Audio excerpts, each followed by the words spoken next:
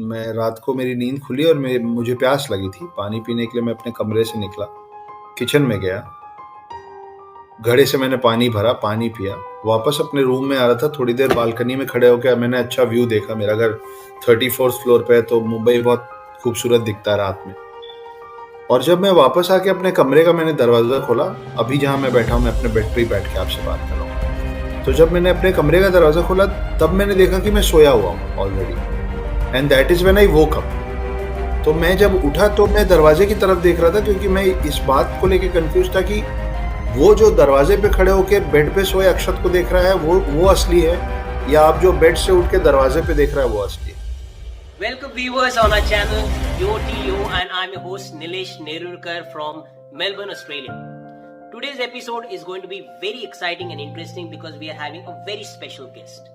He is an author, a scriptwriter, a lyricist, a poet, a motivational speaker, and the list just goes on. He is being featured in number of talk shows and podcasts and is doing n number of projects as a scriptwriter in Bollywood today. He recently released a book called The Hidden Hindu, which by the way became a national bestseller within a record time of 5 months. The visual rights of this book has already been bought by none other than our ex-Indian cricket team captain, Mr. Mahendra Singh Dhoni's production house. Last number of years, he has dedicated and devoted his life to do intense research on topics such as Indian history and mythology and Indian culture as a whole. So what are we waiting for? If you want to know some of the mystical elements of Indian culture and Indian history and mythology, or know some of the hidden facts of his book, The Hidden Hindu, this is the video which you definitely need to watch. So on that note, let's welcome our guest today, our very own Mr. Akshat Gupta. And yes, don't forget to like, subscribe and share this video if you want to watch many more such exciting and interesting videos. How are you today, Akshat ji? I'm fine, just starting with my Saturday here in Mumbai. So I was out for a couple of days. I was in MP. Recently I've returned back. So just getting back to the warmth of this place called Mumbai. Fantastic. Akshat ji, so let's start this session. I'm really excited and looking forward to this. I will start with a very potent question. आपकी जो किताब release हुई है the hidden Hindu, जी. ये किताब with a record time of 5 months has become the national best seller in India. Yes. हम definitely जानना चाहेंगे कि ये ही किताब क्यों, because it has a lot of spirituality, there's a lot of mystical facts, lot of hidden Indian culture facts which are there, which you have tried to unleash. जी, तो ये 2014 की बात है, 2014 की बात है. My son was 6.5 years old then, and that is when I realized that he is a big fan of Marvel superheroes. उसको सारे मार्वल सुपर हीरोज पता थे. मैं उससे पूछता था कि आयरन मैन मास्क उतारता है तो उसका क्या नाम है, तो उसको पता था टोनी स्टार्क. Okay. मैंने बोला टोनी स्टार्क का किरदार कौन प्ले करता है, तो उसको पता था रॉबर्ट डाउनिंग जूनियर. Right. मैंने पूछा मार्वल के और कौन कौन से सुपर हीरोज हैं, तो उनको बहुत सारे नाम याद थे. फिर मैंने पूछा कि 7 चिरंजीवियों का नाम बताओ, एंड उसने 2-3 नाम दिए and he stopped. He couldn't give me those 7 names, which is when I realized that my son is not the only child who's getting detached from our culture. I'm sure बहुत सारे और बच्चे होंगे जिनको Marvel ज़्यादा पता होगा और खुद के कल्चर के बारे में कम पता होगा. So that is how the journey of writing this trilogy started, where there are these 7 immortals mentioned in our ancient scriptures. Those are Hanuman, Parshuram, Kripacharya, Ashwathama, Ved Vyas, Raja Bali, and Ravan's brother Vibhishan. Right. So मेरी कहानी में all these 7 immortals, they come in today's time, in the present time. So as an author, I've tried not to take the reader back to those times, but to bring them to your time. so that Oh, our okay. young generation could connect and relate with the world that True. is around them, you know. So yeah, that is how it started. And in 2014, I was running a lot of restaurants. I had 5 restaurants in Indore, Madhya Pradesh. And then something very bad happened, which is all out in the internet. So you know, people who would really be Mm, interested to know ki, "Arey, what happened with him and why how suddenly he became spiritual," I'm sure they will go and search and Google more about me. But the long and the short of it, that it was like I was very depressed and I was going through tough times when, for some reason, I tried to end up my life. oh my God. Okay. But however, doctors saved me, and when I came out of the hospital after 5 6 days, I knew that I don't want to run any more restaurants, and I knew that don't want to be in Indore, and I knew that I don't want to collect more money, because there's no Mm, end to it. Is when this writing journey started suddenly. God has right. been kind after that. That I have 8 films in my hands, and this book is doing amazingly Oh, well. And Mr. Mahendra Singh Dhoni's production house called Dhoni Entertainment has bought the yeah. visual rights. So yes, we are also working on making it a 3-part massive film series on these 3 parts. Oh, excellent. Okay. That's quite a inspiring journey, I must say, Akshat ji. Uh, because especially when a person is down under to make a comeback, and what you have achieved at present is unbelievable. Okay, so on that note, I want you to take you further, towards that journey. आपने अभी जिक्र किया 7 चिरंजीवों का, जी, जिसमें हनुमान जी भी आते हैं, परशुराम जी भी आते हैं, और ऐसे कई सारे पॉडकास्ट है जिन्होंने, कुछ रिसर्चर्स ऐसे हैं जिन्होंने एक एक चिरंजीवी के ऊपर अपनी पूरी जिंदगी पूरी त्याग दी है, लिटरली। तो अगर आप संक्षिप्त में हमें बता सके कि इन 7 चिरंजीवियों में उनका आज का रिलेवेंस क्या है इन कलयुग, बिकॉज जब हम 4 युगों की बात करते हैं, फ्रॉम सतयुग टू त्रेता, द्वारपा एंड कलयुग, आज उनका एग्जिस्टेंस का, चलो हम एक चीज मानते हैं कि जैसे अश्वत्थामा है जो वन ऑफ द मॉर्टल्स है, उनको कर्स मिला था श्री कृष्ण से, और that is where he is still alive in Kalyug. But बाकी चिरंजीवियों का क्या रिलेवेंस है इन कलयुग? देखिए, आपने अश्वत्थामा को कर्स मिला था ये तो कह दिया, पर मुझे ऐसा लगता है कि जिनको वरदान भी मिला है इमोर्टैलिटी का, वो सब मुझे लगता है कि कर्स ही झेल रहे हैं। बिकॉज आपके साथ के अगर सब चले जाएं और आप या you're just here, not dying, you're just waiting, तो वो ब्लेसिंग तो नहीं लगती है। उसको ट्रू, नाम आप ट्रू, बूंद दें या कर्स दें, वो मुझे ऐसा लगता है कि वो तकलीफदायक काम है। आज के समय से कैसे हम इन लोगों को कंपेयर कर सकते हैं, उसके लिए I will have to one by one talk about all of them. But as you said, right, मैं जितना हो सकेगा संक्षिप्त में रखूंगा। अष्ट सिद्धि श्योर, हैं हनुमान जी, तो वो हम्म, कितने बड़े हो सकते हैं और वो कितने सूक्ष्म हो सकते हैं, उसको आप अपने बिहेवियर से कनेक्ट कर सकते हैं कि कई जगह आपको बहुत बड़ा दिल दिखाना पड़ता है, सैक्रिफाइस करना पड़ता है, और कई जगह आपको अपने ईगो को इतना सूक्ष्म कर देना चाहिए या कर देना होता है कि आपको उस पर असर ही ना हो, कि लोगों को दिखे ही नहीं कि इस शख्स में कोई ईगो है भी। तो हनुमान इतने सूक्ष्म हो सकते थे कि वो लगभग दिखना बंद हो जाते थे, और जब ज़रूरत पड़ता था तो इतने बड़े हो जाते थे। तो आपको अपना हृदय राइट, उतना बड़ा रखना पड़ेगा जितने हनुमान जी का साइज़ हो सकता है, और आपको अपना ईगो उतना छोटा रखना पड़ेगा जितने सूक्ष्म हनुमान हो सकते हैं। वेरी वेल अश्वत्थामा पे सेड, आ सर। जाते हैं। अश्वत्थामा तो सबसे ज़्यादा सिखा रहा है कलयुग में, द ओनली कर्स्ड इमॉर्टल। आप देखिए, हम लोग ना अश्वत्थामा को हमेशा बैड लाइट में देखते हैं, सिर्फ़ इसलिए क्योंकि उनको एक श्राप मिला हुआ है।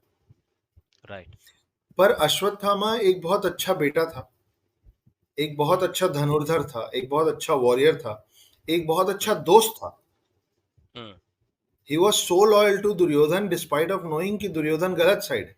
तो अश्वत्थामा मुझे ये सिखा, देखिए हम ना घरों पे बोलते हैं कि देखो घर के बाहर कुछ भी गलत करके आओ ना, घर में आओ और बता दो। अगर दरवाजे पे कोई आके खड़ा हो जाएगा ना तुमसे लड़ने के लिए, तो हम तुम्हारे ही साइड खड़े मिलेंगे, तुम भले कमरे में ले जाके डांट देंगे। तो despite of knowing that Duryodhana गलत साइड है, राइट, अश्वत्थामा ने भरपूर साथ दिया। लेकिन समय समय Right. पे उसने ये भी समझाया कि दुर्योधन गलत कर रहे हो तुम, Hmm. दे दो उनको 5 गांव, जाने दो उनको। पर जब दुर्योधन नहीं माना तो अश्वत्थामा ने मित्र का धर्म पूरे तरीके से निभाया। दूसरी चीज जो आपको अश्वत्थामा से सीखने को मिलती है कि गलत का सिला हमेशा गलत ही होता है। Hmm. अगर अगर द्रोणाचार्य को धोखे से नहीं मारे होते पांडव, Hmm. तो अश्वत्थामा गलत नहीं करता, क्योंकि वो द्रोणाचार्य के बेटे थे। उनके उनका डिसिप्लिन बहुत अच्छा था अपने आर्ट को लेके, अपने क्राफ्ट को लेके, अपने वॉर टैक्टिक्स को लेके। वो गलत इसलिए किए क्योंकि उनका मानना था कि वो उन लोगों ने गलत किया, तो गलत के साथ गलत करना गलत नहीं होता है। इस Right. मान्यता से वो गए थे पांडवों को रात में मारने। गलती से पांडवों के 5 बच्चे मारे गए। Hmm. कृष्ण ने श्राप दिया। कृष्ण ने श्राप देके आपको ये बताया कि अगर भगवान है तो आप जितना बड़ा पाप करेंगे, आपको उतनी बड़ी सजा देने के लिए भगवान है। Hmm. वो कृष्ण जो पूरे महाभारत में कुछ नहीं किए, Hmm. उन्होंने एक आदमी को आखिरी में श्राप दे दिया गुस्से में। तो भगवान ना अति होते तक इंतजार करता है, आपको कभी अति टच नहीं करना चाहिए। राजा बलि पे आ जाते हैं, जिनके कारण विष्णु जी को वामन अवतार लेना पड़ा। राजा बलि जो हैं वो हिरण्यकश्यपु के खानदान से आते हैं। Hmm. तो वो लोग, उनके लिए भी विष्णु जी को अवतार लेना पड़ा था। एक के लिए नरसिम्हा अवतार लेना पड़ा था, एक के लिए वराह अवतार लेना पड़ा था। Correct. उनको उन्होंने वो अवतार लिए थे इन लोगों का वध करने के। उन्हीं के परिवार का अगला वंशज था राजा बलि, जो कि राक्षस श्रेणी में पैदा होने के बाद भी अपनी जबान का इतना पक्का था कि जब Hmm. तीसरा पैर कहाँ रखना है वामन अवतार विष्णु ने पूछा, तो अपना सर आगे कर दी कि मेरी जबान है, मैं दूंगा तीसरा पैर रखने की जगह दूंगा। की ब्लड लाइन में कितना बड़ा फर्क हो सकता है कि 2 बार Correct. विष्णु अवतार को आना पड़ा उन्हीं के पूर्वजों को मारने, और तीसरी बार विष्णु अवतार आए इनको अमर कर देने के Correct. लिए। वेद व्यास मुझे लगता है कि सबसे दिलचस्प और सबसे बदकिस्मत। वेद व्यास पांडवों और कौरवों के दादाजी भी हैं। तो ये पांडव और कौरव जो थे, उनके जो पिता थे धृतराष्ट्र और पांडु, भाई थे विदुर। तो विदुर, Correct. धृतराष्ट्र और पांडु के जो पिता हैं वो वेद व्यास खुद हैं। तो उन्होंने जो पूरी Oh. महाभारत रची है, लिखी है, वो एक एक करके अपने परिवार के हर सदस्य को मरते हुए देखे हैं। तो वो एक एक परिवार, एक कुनबे की गाथा, कुनबे के सबसे वरिष्ठ के हाथ से लिखी हुई, जिसपे आज पूरी Hmm. दुनिया शोध कर रही है, पढ़ रही है, सीख रही है। आप सोचिए कि वो क्या क्या झेला है, कितने सारे बच्चों को और पोतों को मरते देखा है अपने परिवार के अंदर। कृपाचार्य सबसे क्लीन है। कृपाचार्य कौन है? कृपाचार्य अश्वत्थामा के सगे मामा है। तो द्रोणाचार्य की शादी हुई थी कृपि से। कृपि और कृपा, Correct. ये दोनों भाई थे, मतलब भाई बहन थे।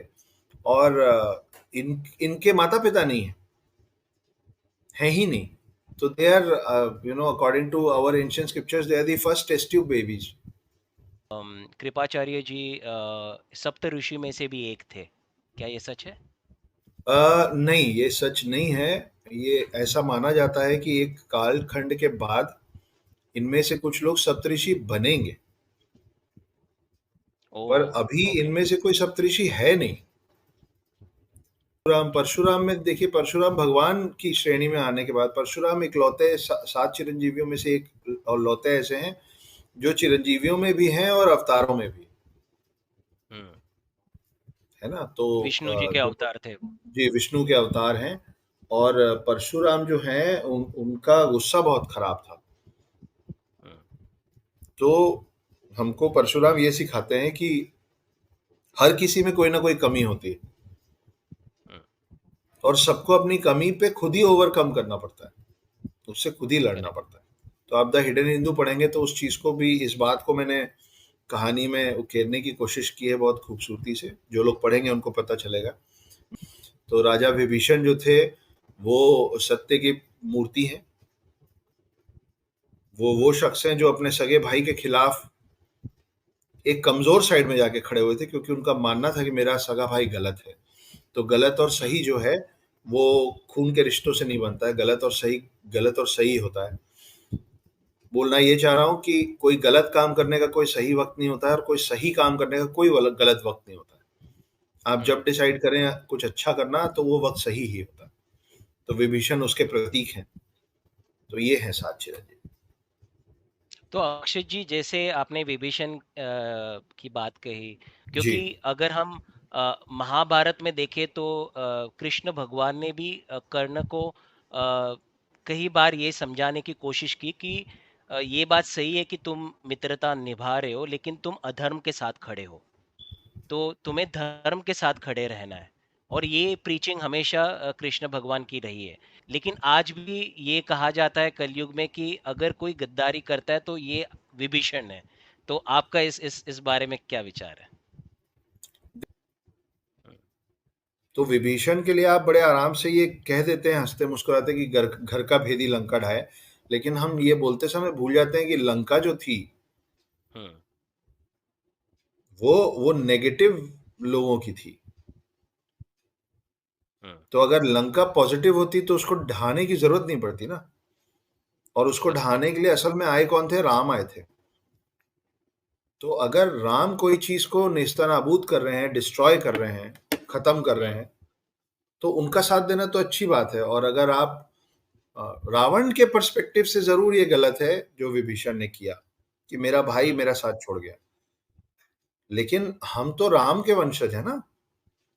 करेक्ट। हमको तो विभीषण पे ऐसे कटाक्ष मारने नहीं चाहिए।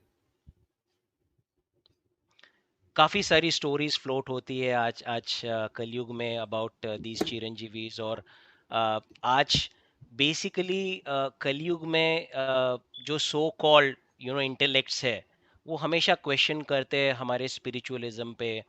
So yes.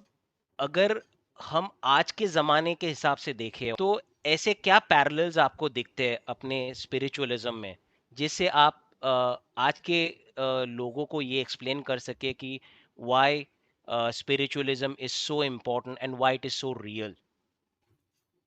देखिए, मैंने अभी रिसेंटली मेरे दिमाग में ये बात आई थी, मैंने कहीं कहा भी था। हम लोग ना, नीलेश जी, इंडिविजुअली और कलेक्टिवली एक गलती कर रहे हैं कई सौ सालों से। हम्म। उदाहरण देता हूँ, एग्जाम्पल देता हूँ।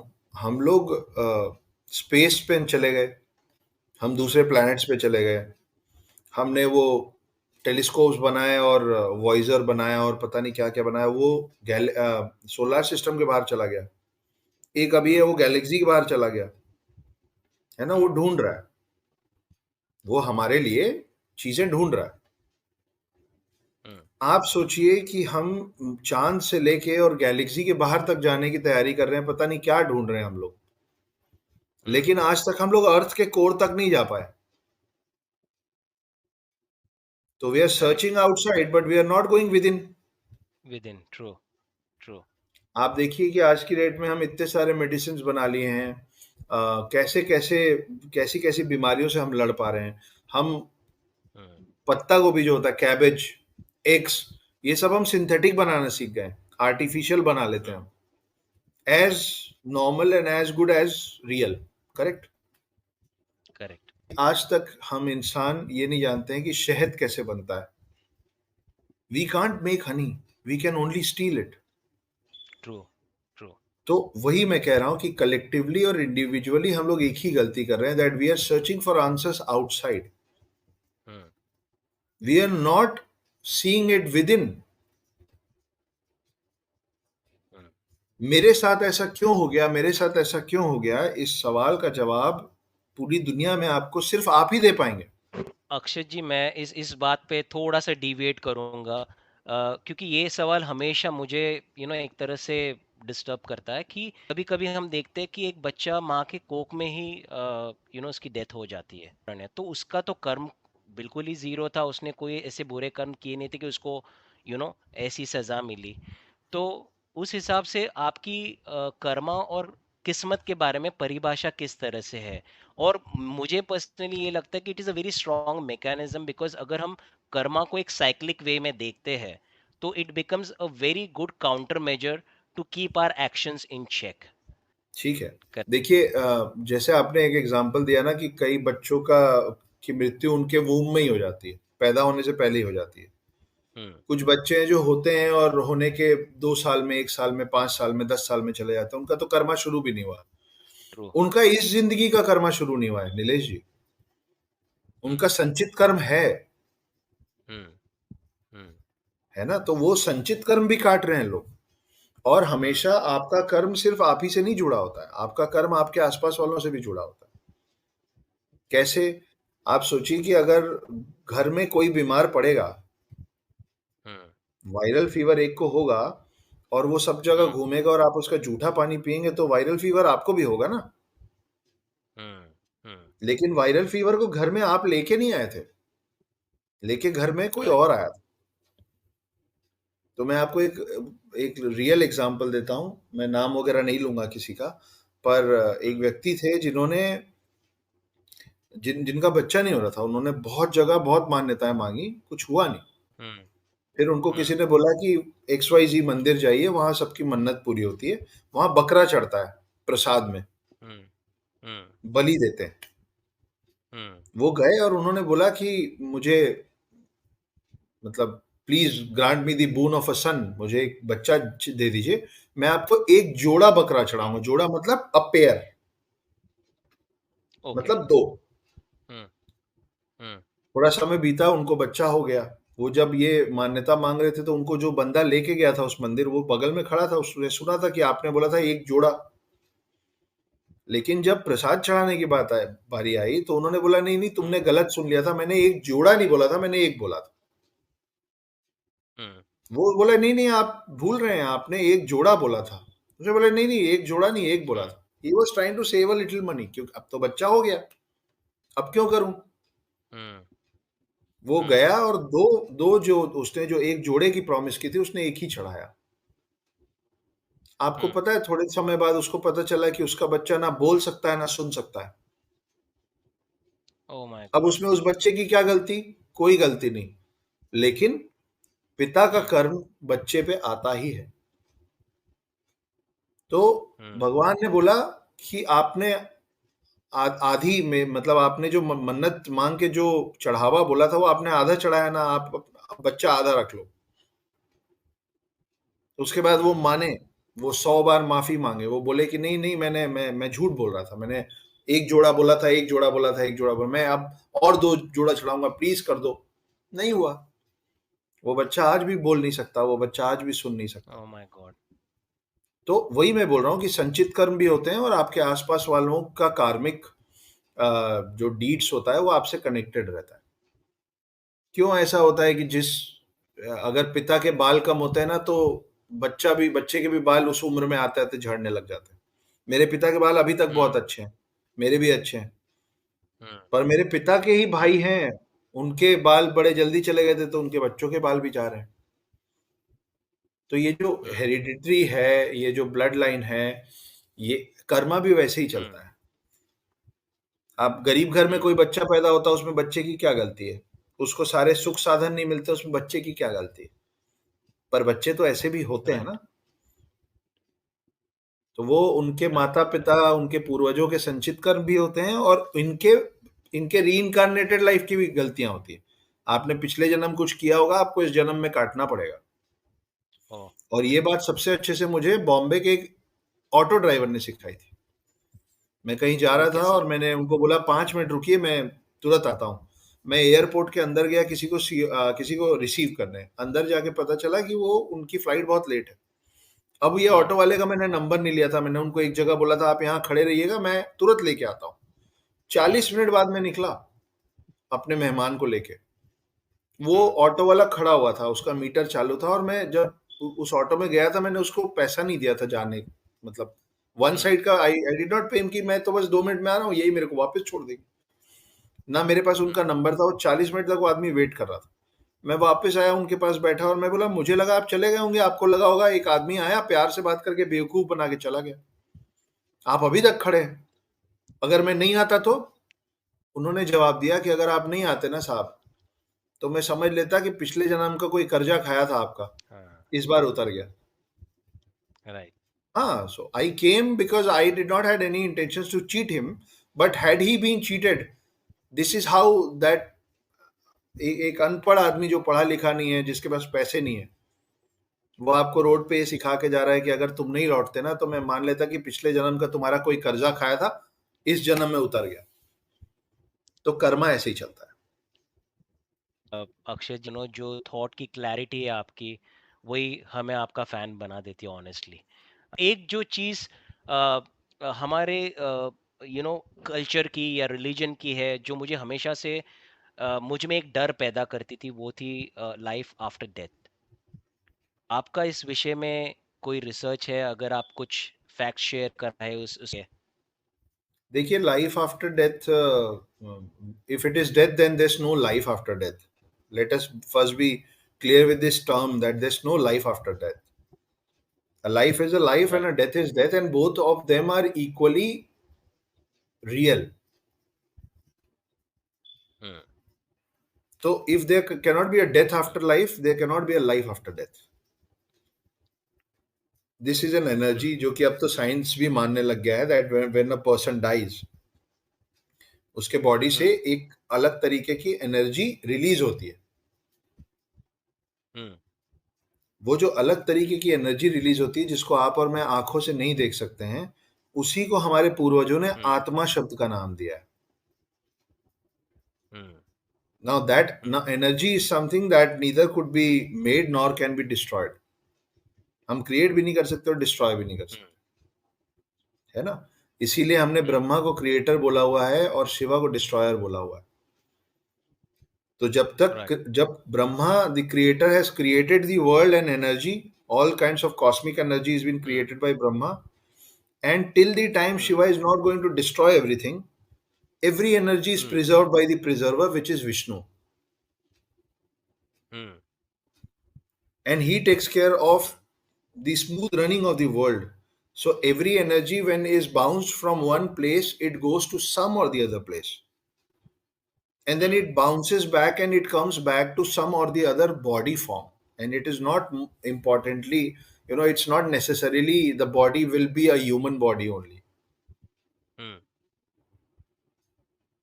लेकिन अंडरस्टूड। आप जब एनर्जी फॉर्म में होते हैं ना, तो आप लाइफ नहीं होते हैं, आप एनर्जी फॉर्म होते हम्म। हैं। मोक्ष असल में क्या है?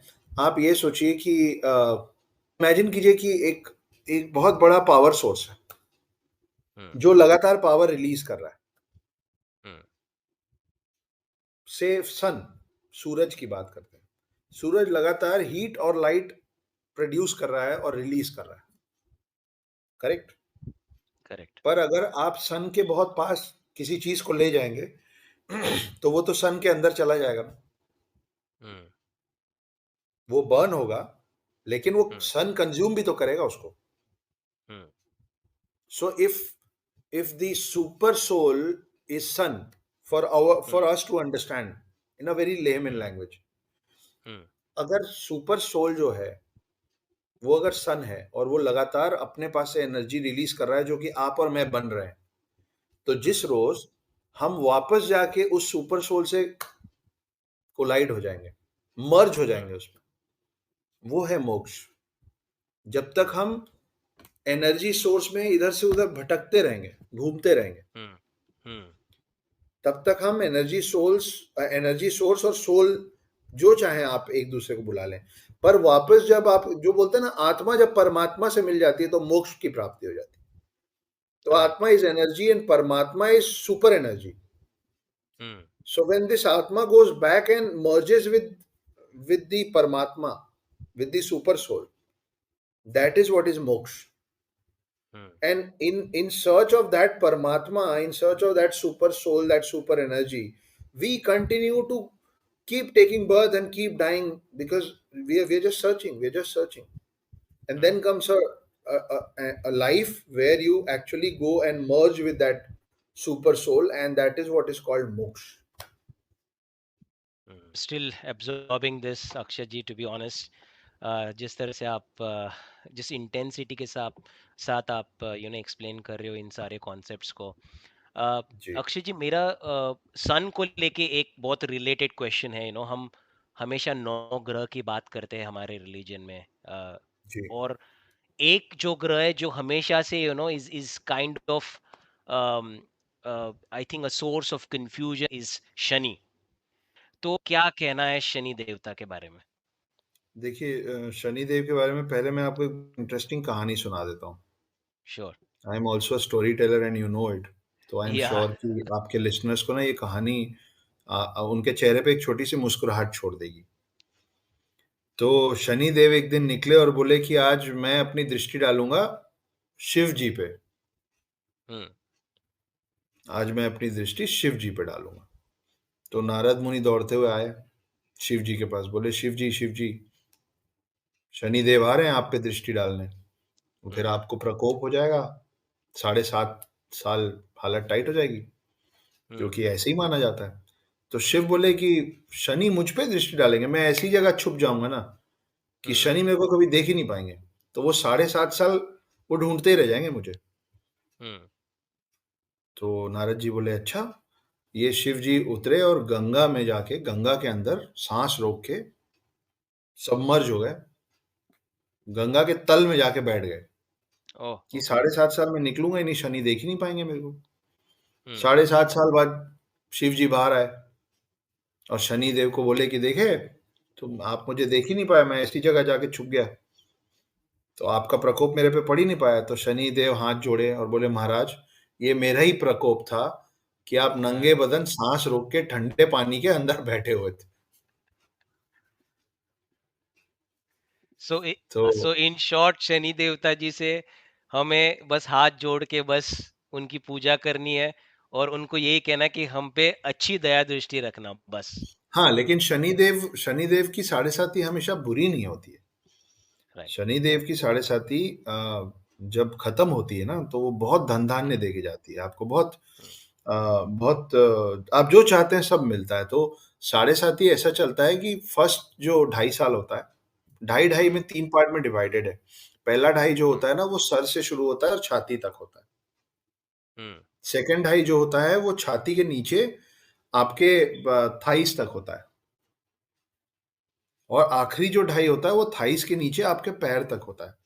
तो इसका असर और हम्म। प्रकोप ऐसे होता है कि शुरू का ढाई साल आप पे बहुत ज़्यादा तकलीफ़ें आती हैं, हम्म। मेंटली आप परेशान बहुत रहते हैं। हम्म। आपको हार्ट प्रॉब्लम्स हो सकते हैं, आपके एक्सीडेंट्स हो सकते हैं, आप हम्म। फाइनेंशियली या पर्सनल लाइफ़ में इतने परेशान हो सकते हैं कि आप लगातार सोच रहे हैं, आप सो नहीं पा रहे हैं, इस तरीके की चीज़ें होती हैं। सेकंड ढाई पहले ढाई से थोड़ा-सा सेटल डाउन होता है, थोड़ा-सा सेटल होता है। तो हम्म। उसमें ना आपको आपको चेस्ट रिलेटेड प्रॉब्लम्स आती है, पीठ रिलेटेड बैक प्रॉब्लम्स हो सकती हैं। हम्म।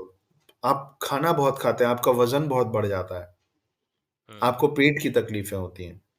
हम्म। और फिर जब आखिरी में शनिदेव जब तीसरे हिस्से पे जाते हैं, तो तब शनिदेव आपके पैर के पास आ जाते हैं। तब आपका बहुत ट्रैवल होता है हम्म। और वो तीसरा ढाई साल, आखिरी ढाई साल वो होता है जब शनिदेव आप पे ब्लेसिंग्स शावर करते हैं। तो आपका ट्रैवल, अब आप ट्रैवल क्यों कर रहे हैं? आप 2 तरीके से ट्रैवल करते हैं। या तो आप काम के लिए ट्रैवल कर रहे हैं, तो ट्रैवल में हम्म। पैसा चाहिए तो उतना पैसा भी आ रहा है तब तो ट्रैवल कर रहे हैं। और या फिर आप प्लेज़र ट्रैवल कर रहे हैं, लेज़र ट्रैवल कर रहे हैं। हम्म। मतलब आपका तो टाइम अच्छा चल रहा है, तब तक घूमने मस्ती करने निकले हैं। हम्म। तो दोनों तरीके से जो ट्रैवल वाला टाइम आता है, आप नए लोगों से मिलते हैं और आपके साथ बहुत अच्छा-अच्छा पिछले 5 साल में जो गड़बड़ हुआ रहता है, आखिरी के ढाई साल में वो ठीक होता है। हम्म। और जहाँ से शनि शुरू हुए होते हैं, जाने के पहले शनि आपको उसके आगे पहुँचा के जाते हैं। अगर आपने शनि पहुंचा गया। का साढ़े 7 निकाला तो। मेरे इस जीवन में ढाई बार शनि का प्रकोप रहा। मतलब 2 बार ओह। पूरा-पूरा और 1 बार आधा। तो मेरा पिछले जन्म में जो मेरी डेथ हुई थी, वो शनि के साढ़े 7 के बीच में हुई थी। तो उस समय का जो थोड़ा-सा बचा था, वो मेरी पैदाइश से शुरू हुआ था।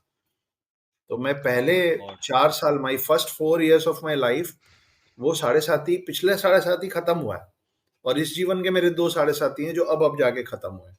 मैंने आपका एक रियल टॉक के शो में आपका एक एक्सपीरियंस सुना था, जहां आप रात को पानी पीने उठे थे और आपने देखा कि आपका प्रतिबिंब ऑलरेडी बेड पे सोया हुआ है। Know what that experience was, because that is something which is very mistake. तो हुआ ये था कि मैं रात को मेरी नींद खुली और मुझे प्यास लगी थी। पानी पीने के लिए मैं अपने कमरे से निकला, किचन में गया, घड़े से मैंने पानी भरा, पानी पिया, वापस अपने रूम में आ रहा था, थोड़ी देर बालकनी में खड़े होकर मैंने अच्छा व्यू देखा। मेरा घर 34th फ्लोर पे है, तो मुंबई बहुत खूबसूरत दिखता है रात में।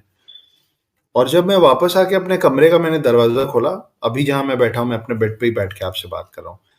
तो जब मैंने अपने कमरे का दरवाज़ा खोला, तब मैंने देखा कि मैं सोया हुआ हूँ already, and that is when I woke up. तो मैं जब उठा तो मैं दरवाजे की तरफ देख रहा था, क्योंकि मैं इस बात को लेके कंफ्यूज था कि वो जो दरवाजे पे खड़े होके बेड पे सोए अक्षत को देख रहा है, वो असली है, या आप जो बेड से उठ के दरवाजे पे देख रहा है वो असली है। Oh my God. तो ये मैं इकलौता नहीं हूँ नीलेश जी, ऐसा कईयों के साथ होता है मेरे पास। अब जब तो ये से लोगों ने पॉडकास्ट में मेरी वो बात सुनी है, तो people have talked to me about this, कि अरे मेरे साथ मेरा ये एक्सपीरियंस था आपके जैसा, मेरा ये एक्सपीरियंस था आपके जैसा। ये डरने घबराने की बात नहीं है, मैं खुद बहुत डर गया था उस समय।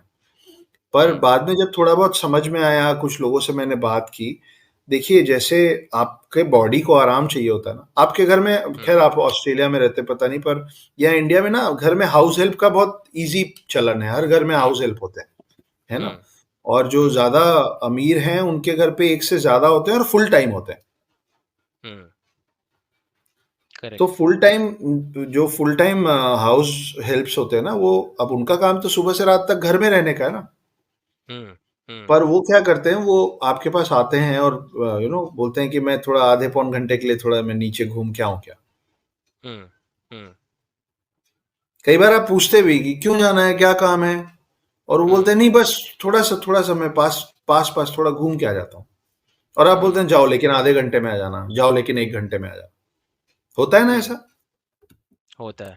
तो ये ना हमारी मतलब हमारी फितरत है हम इंसानों की। तो जैसे उनको उनका काम तो पूरा घर में ही रहने का, लेकिन उनको घर के बाहर थोड़ी देर जाके घूम के आना है। हमारा जो सोल है ना, उसको भी हमारे बॉडी में ट्रैप फील होता है कई बार। तो वो एस्ट्रल फॉर्म्स में हमारा शरीर छोड़ के तब जाता है जब हम सोए होते हैं। तो कई बार आप जो बिना सर पैर के सपने देखते हैं ना, जो आपको समझ में नहीं आता होता है, कि सुबह आप उठते हैं और थोड़े परेशान से होते हैं कि यार याद तो नहीं है, पर पता नहीं कुछ कुछ रात भर चल रहा था, कहाँ गया मैं, किससे मिला, कुछ हुआ, फिर मैं भाग रहा था, फिर ये हो गया, फिर वो हो गया। वो एक्चुअली आपका एस्ट्रल फॉर्म जो है ना, वो ट्रैवल कर रहा है। वो जो देख रहा है ना, उसके अवशेष आपके पास रुक रहे हैं। तो व्हाट इज कोमा? जब आपका एस्ट्रल फॉर्म, जब आपका सोल आपके बॉडी से निकल जाता है और वापस, भाई रात को मैं सोया, मेरा एस्ट्रल फॉर्म निकला, वो गया कहीं विचरण करके, भ्रमण करके, इट केम बैक। अगर मेरा सोल रात को, जब मैं सोया हुआ हूं, मेरा एस्ट्रल फॉर्म मेरा बॉडी छोड़ के गया, और जब सुबह लौटा तो मेरे बॉडी में अगर वो अंदर नहीं आ पाएगा फॉर सम रीजन, तो मैं सो के ही नहीं उठूंगा। तो वो कोमा कहलाता है। मैं उठ ही नहीं पाऊंगा ना, बिकॉज मेरा चार्जर क्या है, मेरा बैटरी तो मेरा सोल है ना। So physically I am not dead, yet I cannot wake up, and that is what is called coma, that the soul of your body is there and you are still alive, but the connect of that soul and that body is, it broke. So your soul is unable to get back inside your body, is what we call coma.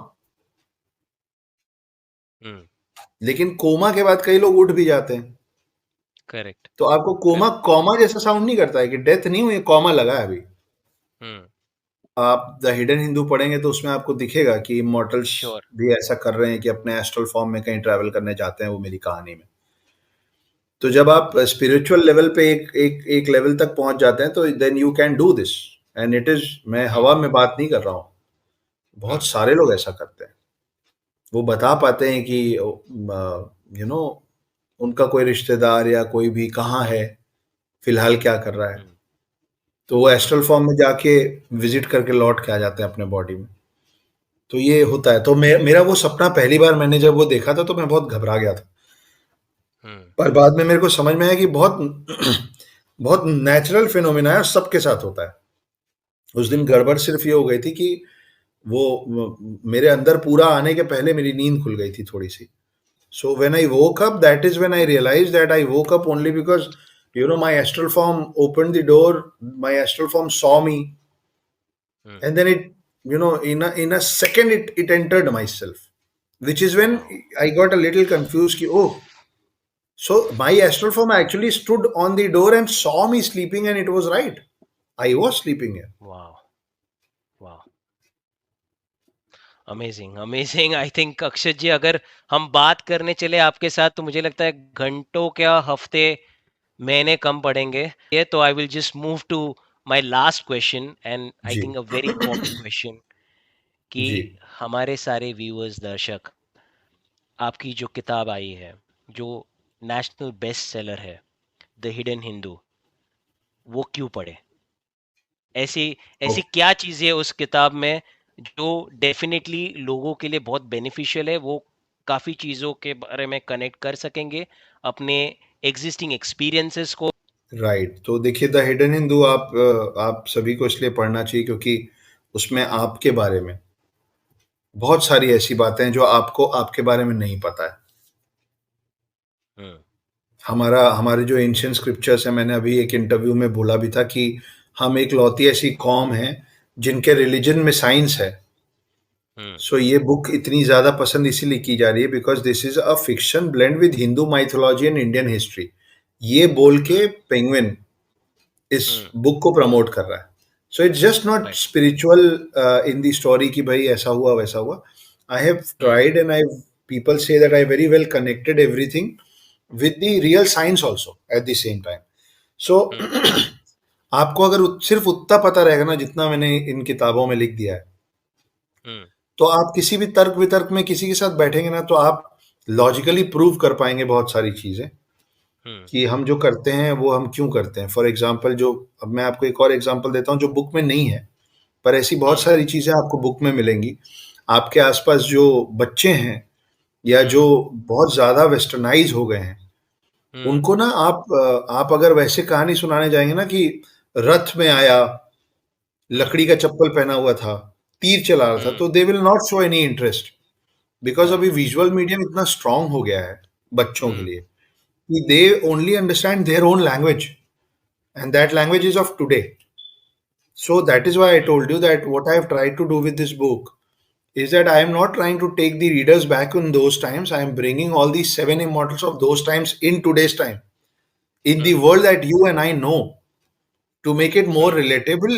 Yet, so you will not find this book preachy at all, क्योंकि इसमें हम्म। मैंने कोई ये कोई गीता सार नहीं है, ये कोई ऐसी कहानी नहीं है जिसमें आपको बहुत सारा ज्ञान मिलेगा स्पिरिचुअली, हम्म।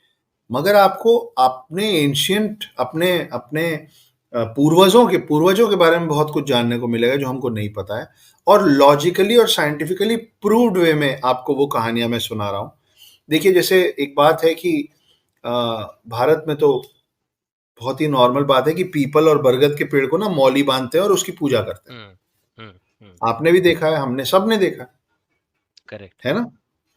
अब हम्म। आप ये समझिए कि ऐसा क्यों होता है। ऐसा इसलिए होता है क्योंकि पुराने लोग जो बुद्धिजीवी थे, जिनको समझ थी, हम्म। उनको ये समझ में आया कि इतने बड़े अनपढ़ समुदाय को ये नहीं समझाया जा सकता है कि पीपल और बरगद क्यों नहीं काटना चाहिए। पीपल और बरगद इसलिए नहीं काटना चाहिए क्योंकि पीपल और बरगद उन चुनिंदा पेड़ों में से हैं जो रात को भी ऑक्सीजन देते हैं और कार्बन डाइऑक्साइड कंज्यूम करते हैं। ज्यादातर पेड़ रात को ऑक्सीजन लेने लगते हैं और कार्बन डाइऑक्साइड प्रोड्यूस करते हैं। हम्म। तो आप सोचिए कि अगर एक ऐसा जंगल हो हम्म। जिसमें हर पेड़ हो लेकिन पीपल और बरगद ना हो, तो उस जंगल में आप सरवाइव नहीं कर पाएंगे, आप मर जाएंगे क्योंकि हम्म। आपके पास सांस नहीं बचेगी। बहुत ज्यादा ऑक्सीजन लेते हैं रात को। Hmm. So to keep the balance of oxygen and carbon dioxide at nights, people और बरगद का पेड़ हर गांव में, हर कस्बे में, हर शहर में, हर घर के आंगन में होना जरूरी है। हम्म। अब इस बात को पुराने लोगों को समझाया नहीं जा सकता था ना। वो तो बोलते कि ऑक्सीजन क्या होता है, कार्बन डाइऑक्साइड क्या होता है, हमको तो नहीं दिख हम्म। रहा। हम्म। उसको पुराने बुद्धिजीवियों ने क्या किया, उन्होंने बोला कि ये दो पेड़ में ना भगवान वास करते हैं, इनको काटना नहीं, पाप लगेगा। हम्म। इसीलिए आप देखिए कि उनकी पूजा भी होती है और आज तक 2-2 3-3 सौ साल पुराने बरगद पेड़ खड़े हुए हैं। तो अगर हम पेड़ लकड़ी के लिए काटते हैं तो एक बरगद कितनी लकड़ी दे सकता है, क्योंकि उसका साइज़ इतना मैसिव होता है। उसके बाद भी बरगद पेड़ कट नहीं रहे।